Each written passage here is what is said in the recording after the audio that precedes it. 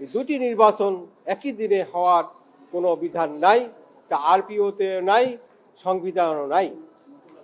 এ বিষয়ে আমি এই রিটটি করেছি। আগামীকাল হয়তো শুনানি হতে পারে ইনশাআল্লাহ।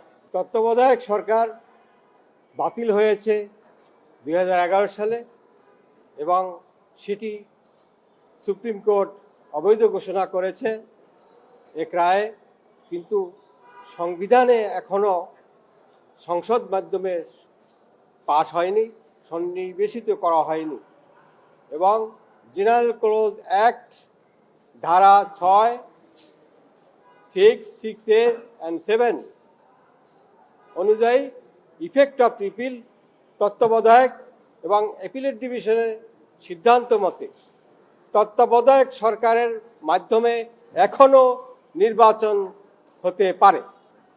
জেনারেল ক্লোজ অ্যাক্ট অনুযায়ী সেকশন 6, 6A, 7 এবং উচ্চ আদালতের সিদ্ধান্ত মোতাবেক এটি তত্ত্বাবধায়ক সরকারের মাধ্যমে নির্বাচন এখনও করতে পারে এবং তত্ত্বাবধায়ক সরকার এখনও গঠন করতে পারে। কিন্তু অন্তর্বর্তীকালীন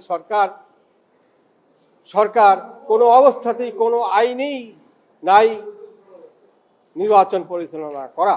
সংবিধানের 31 অনুচ্ছেদ আইন ছাড়া কিছু করা যাবে না। আপনারা বলেন কোন আন্ডার হোয়াট ল অন্তর্বর্তীকালীন সরকার নির্বাচন করতেছে? আন্ডার হোয়াট ল গণভোট করতেছে অন্তর্বর্তীকালীন সরকার?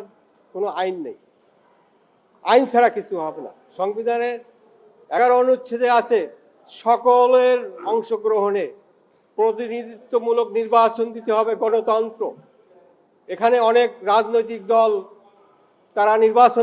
তাদেরকে নির্বাচন করতে আসতে দিচ্ছে না, তাদেরকে তাদের কার্যক্রম স্থগিত করে রেখেছে এবং আজকের যারা নির্বাচন করছে সকল দল চাচ্ছে যে এই মুহূর্তে নির্বাচন নয়।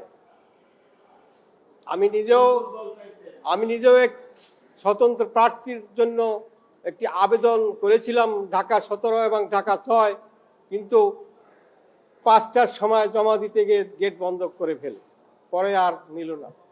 যার জন্য আমি কোনটা আরেকটা রিট ফাইল করেছি, একই দিনে শুনানি।